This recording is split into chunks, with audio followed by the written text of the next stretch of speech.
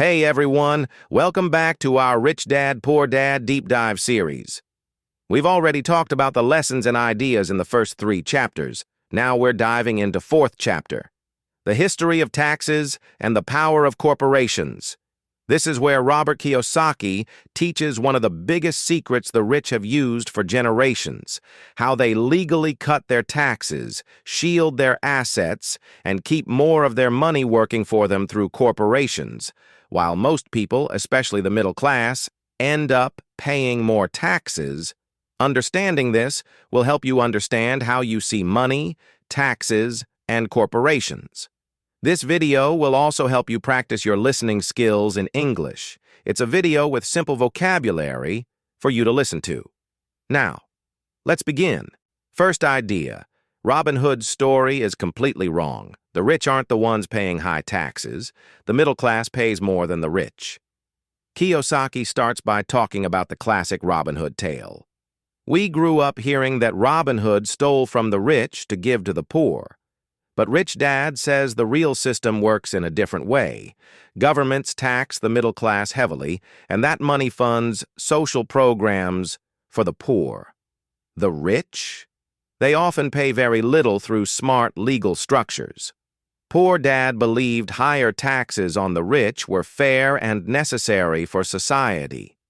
Rich Dad explained that the rich don't actually pay those high rates. They use corporations and deductions to minimize legally. The result? The educated middle class ends up carrying the heaviest load. Kiyosaki says this isn't about unfairness or evasion. It's about understanding the tax code rewards those who create jobs, produce value, and build the economy. Employees pay taxes on income first. Business owners deduct legitimate expenses before calculating taxable profit. That change alone creates massive advantages. Stop resenting or fearing taxes. Start viewing them as a learnable skill. The rich don't complain about the rules, they master them to accelerate their profits. Second idea. Taxes started as temporary punishment on the rich, but expanded to everyone while the wealthy built loopholes. Kiyosaki gives a quick history lesson. Income taxes began in places like England and the U.S., around 1799 in England and 1913 in America, as temporary measures only on the rich, sold to the public to fund wars or public goods. The poor and middle class supported it because it didn't affect them. But once the system was firmly in place and government spending needs grew, especially during World War I, the Great Depression, and beyond, governments steadily raised rates, lowered exactions, making more people pay higher taxes through inflation and other means, and expanded the tax base until almost everyone was paying. Meanwhile, the rich, with access to lawyers and accountants, created loopholes. Rich Dad taught Kiyosaki that taxes punish ignorance. Poor Dad saw them as necessary. Rich Dad saw them as a tool the wealthy used to stay ahead. Corporations became the ultimate loophole, separate legal entities that allow expenses pre-tax and limit personal risk. Third idea. Corporations were created to protect wealth and limit risk. Now, they're the rich's biggest tax advantage. Kiyosaki traces corporations to the age of sailing ships. In the 16th to 17th centuries, wealthy investors funded high-risk, high-reward voyages to distant lands like those of the British or Dutch East India companies, pooling money for expensive ships, cargo, and crews. Corporations were created to limit liability to the invested amount, only the company's assets at risk, not personal homes or fortunes. This evolved. Today, corporations protect against lawsuits and offer huge tax perks. Expenses like cars, travel, meals, education, health insurance can be paid before taxes. Profits can be reinvested without immediate tax in some setups. Rich Dad ran all his businesses through corporations. He spent on growth, marketing, operations, and expansion first. reducing taxable profit to almost nothing in some years while building his asset column. Employees? They're taxed before they even see the money. That single difference in timing grows massively over decades, turning what looks like similar income into wildly different net wealth. The deeper implication here is that corporations don't just save money on taxes, they change the entire financial psychology. Instead of seeing expenses as pure costs that come out of your pocket after taxes, business owners view them as investments in growth that reduce taxable income first. This mindset shift alone encourages more calculated risk-taking, more reinvestment, and faster scaling, exactly why Rich Dad kept telling young Robert to focus on ownership rather than employment.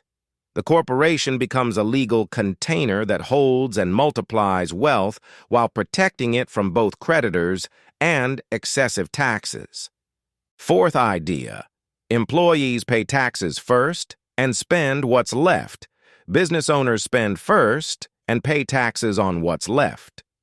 Kiyosaki uses his classic cash flow quadrant diagrams to illustrate this fundamental difference in how money flows through different financial paths. For most employees, the typical sequence is straightforward. The income comes in then, taxes are withheld or paid first, and then whatever is left after taxes is used for living expenses, bills, debt payments, savings, or occasional investments. Because taxes come out at the start, employees have less control and less money available to build wealth.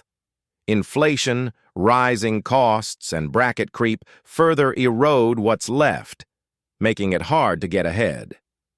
In contrast, a business owner or investor who structures their finances through corporations or proper entities follows a different order. The income comes in and is used in legitimate business expenses like traveling, vehicles, equipment, marketing, home office, education, meals, insurance, investments, and more are all paid before taxes, and then only the remaining profit is taxed. This means the rich effectively spend first on things that grow their business or assets, then pay taxes with what's left. More money stays in their control longer, allowing them to reinvest in cash-flowing assets like real estate, stocks, or additional businesses, compounding their wealth faster. Kiyosaki stresses that this is a core part of financial intelligence, specifically the legal pillar of his financial IQ framework. Ignoring these tax and legal advantages is like voluntarily playing the game with one hand tied behind your back. You're giving yourself a massive disadvantage while others play by smarter rules. Rich Dad played the game intelligently, using corporations and the tax code as tools to keep more of his money working for him. Poor Dad, operating as an employee, followed the standard path and struggled to build lasting wealth despite hard work and a good education. Understanding how to legally move money before taxes isn't cheating. It's using the same system the rich have mastered for generations. Fifth idea: true financial intelligence includes understanding the law. Taxes and corporations give the rich an advantage. Kiyosaki emphasizes that real financial IQ, the ability to make smart money decisions and build lasting wealth, goes beyond just crunching numbers or picking stocks. He breaks it down into four main technical skills or areas of expertise: accounting, financial literacy, the ability to read and understand numbers, financial statements, and cash flow, what schools teach somewhat, though often poorly. Investing, the science of making money work for you, turning money into more money through smart choices.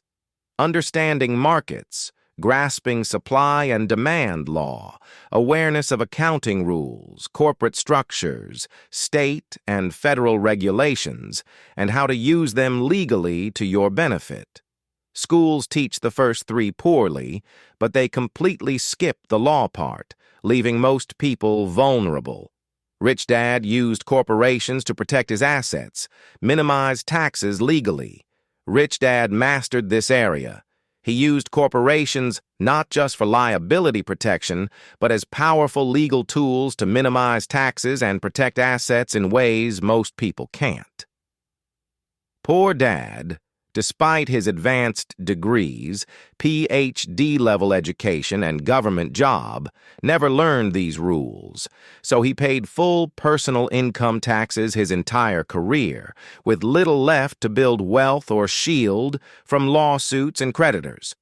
Corporations let you turn personal expenses into business ones.